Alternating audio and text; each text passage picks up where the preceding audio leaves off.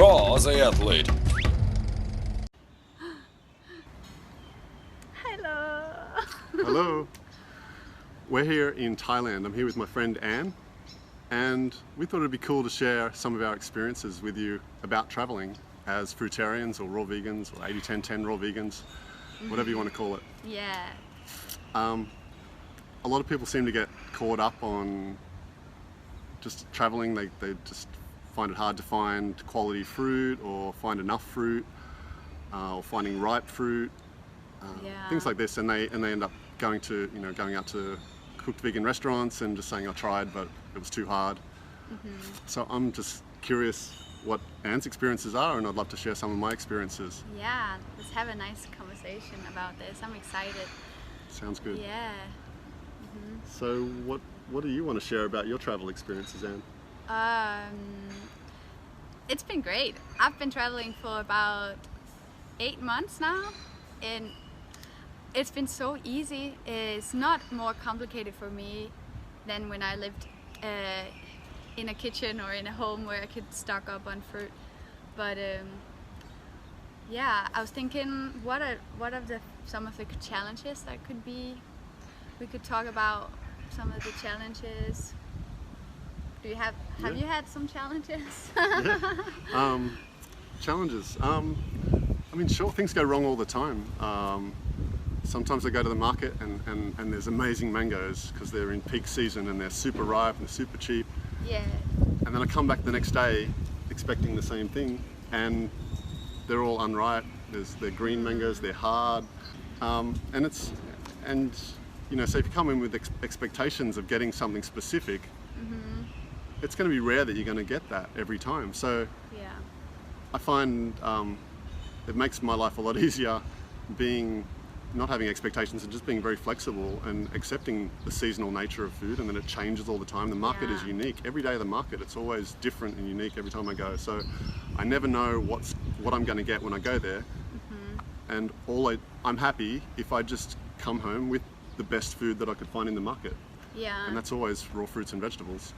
Yeah. And then when I'm really traveling and I'm not really having a home, but I'm eating on the streets, how would you do that? How are we doing that? Yeah. Well, when I travel, I like to always take a knife and a spoon. Yes, me too. Just really basic things, like you don't need a big knife, just a knife. A spoon. It just makes it really easy. You can. Yeah, basically you can almost eat all fruit with a knife and a spoon. Yeah, like what do you eat with a spoon? What fruits do you like? I love watermelons, all kind of melons, cantaloupes and all those. Passion fruit, we have that passion fruit. Papaya, if you have a papaya. And if you don't have a knife, you can always use like a papaya, you can always use this and cut it or split it open. That's true, yeah. The only thing that's more tricky is to open without a knife is pineapple, I would say. That's hard to open without a knife. Yeah, definitely. Pineapple definitely takes a knife. Yeah. What about things like jackfruit? How do you open those when you're just in the wild? I would use a knife. A knife, yeah. A knife and no spoon. Right, and just use some oil to get the stickiness off later. Yeah. So easy. Seriously, we only need 2 things for opening. Yeah. Yeah, we have a mango. For example, if I was eating a mango in the street, I would just cut it with the knife, cut the cheek off, try not to hit the seed, and there you go. I wouldn't even bother cutting them the cheeks into a hedgehog. Yeah. Because you can star them like this, score them like this. You can do it like this. Super easy. So this is one way, but I rarely do this. It's just more effort, but it is beautiful and easy to just bite off the squares that way. I like the sandwich way. You like a sandwich? Yeah, that's awesome. So, but the secret is to have good mangoes, and then it doesn't really matter how you cut them. And you can also go jungle style, where you just like put your hands in there and you don't need a knife. What about making a mess? You're out traveling, I'm dripping mango everywhere. That's one of the challenges sometimes. How do you deal with that? I usually try to find a park to sit, or a green spot where I can drip mango juice on, and yeah, and then there's always toilets somewhere or water or something if you really to wash your hands afterwards. Yeah. Or I lick them. Yeah, that's what I would do here. And sometimes I use grass to wipe my hands on, or leaves or something like that. To you can get a lot of the stickiness off and become more socially acceptable again. But it's also having a bowl like this, you can just is also great for traveling. Oh yeah. In case you decide to make some like a salad or on the road, or just for dripping fruit into, for temporarily holding your compost until you empty it into a bin. It's very easy to clean. It's very convenient to have a plastic bowl. Yeah, I would say if you're traveling and you are settling down somewhere, a plastic bowl like that is amazing, because you can do everything. You can do everything with that, and it's so much easier. But you can also just travel with a knife and a spoon, and that will be fine. But I like to stay one place for a little longer, so I like to have a bowl. Yeah, I'm the same. I like to stay in a place for like a month or more, and just really feel like that place is home, and just get settled. And get to know the farmers markets and stuff like that. Yeah, get to know the farmers markets. Exactly. The good fruits. And where the good spots are on the beaches to swim, and just whatever it is that you're into, where the nice trails are for running. I love to run, so it's nice to get to know a place and to also just settle down. And I like to get some work done on the computer, focusing on books or YouTube or whatever it is that I'm working on.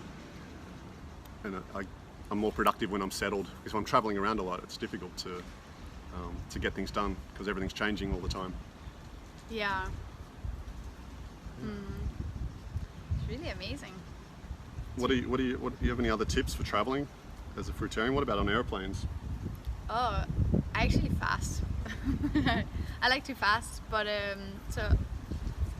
just I don't need to eat all the time. So that's where I give myself a break. So you drink water? Yeah. And that's all you have? Yeah. On the planes? Yeah. Yeah. I think that's great. I think there's a lot of freedom in being able to do that. I see a lot of people in the world kind of fearing if they miss one meal, like it's like, oh, they think the world's going to end. Like, I'm hungry. I need to eat now. Yeah. I've got a fast metabolism. I'm wasting away. Something bad's going to happen if I don't eat. But they've never missed a meal in their entire life. But I have traveled with fruit in my suitcase, lots of fruit, so you can bring fruits on the plane if you want.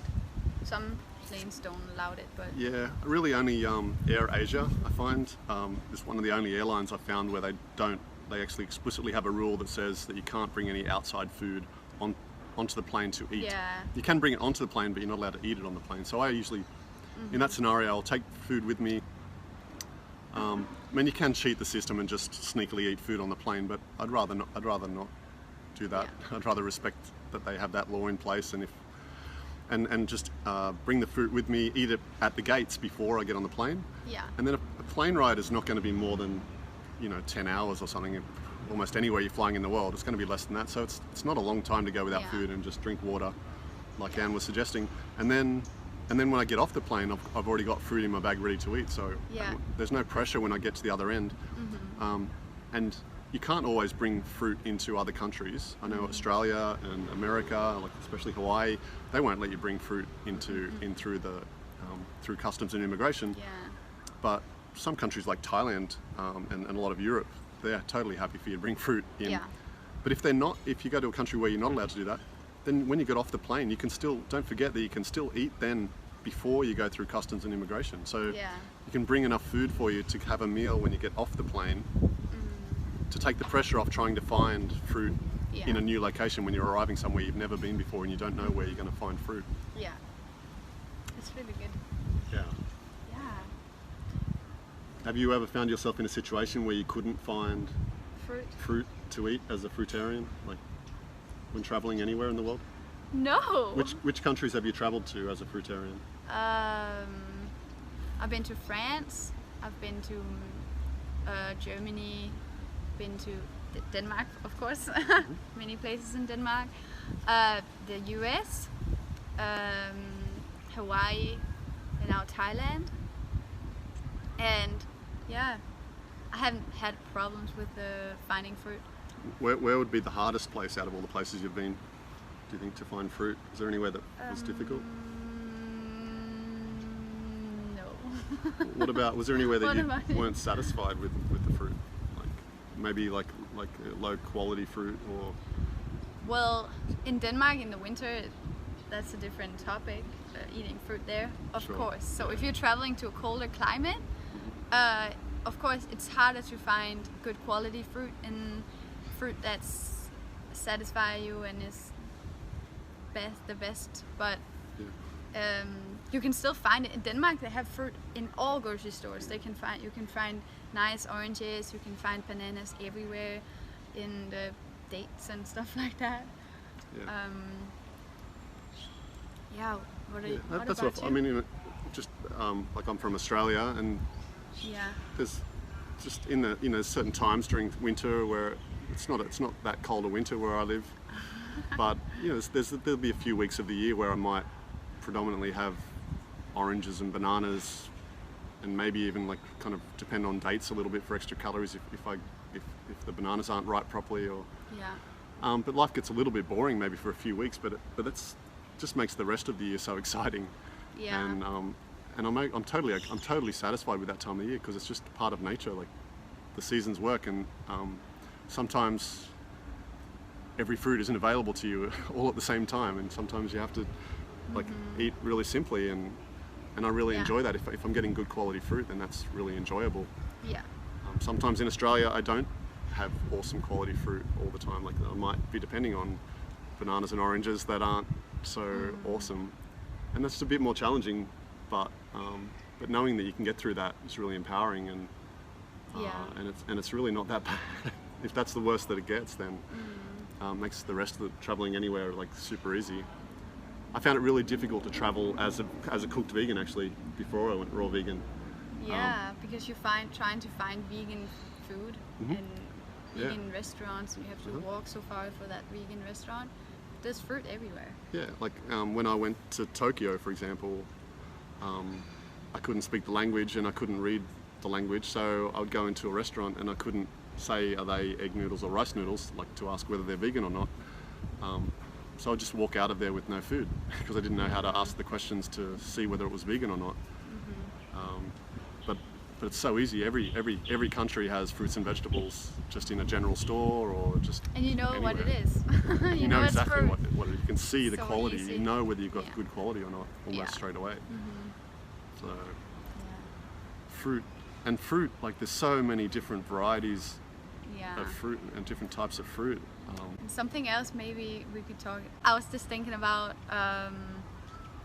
when we travel, we like to travel to places where we know that we can get fruit, like Thailand, cheap fruit. For sure. In like I'm not attracted to travel to Antarctica, Greenland. for example, or Greenland. But but I'm totally happy to be in a temperate climate. It doesn't have to be a tropical climate. I can very happily live in it. Like not in like an. It's really hard in a super cold climate, I know, to get fresh fruit. It has to come, like, be imported from somewhere, and it's very expensive, and it's not much availability. But cool climates, it's so easy. Like I love a lot of the, when you get into cooler climates, you're getting more berries, which are awesome to have fresh berries, and there's so many different types of berries that it's incredible. And just getting, even just good quality apples. Like I hardly ever eat apples since I changed to eating Fruitarian 80-10-10 raw vegan diet, but some countries have really awesome apples and stone fruit and pears and cool climate stuff, and so I'd travel to those places for sure and be totally satisfied. Awesome. But my preference is the tropics. Mine too. Maybe we'll see you here next year. See you. Bye bye. Bye.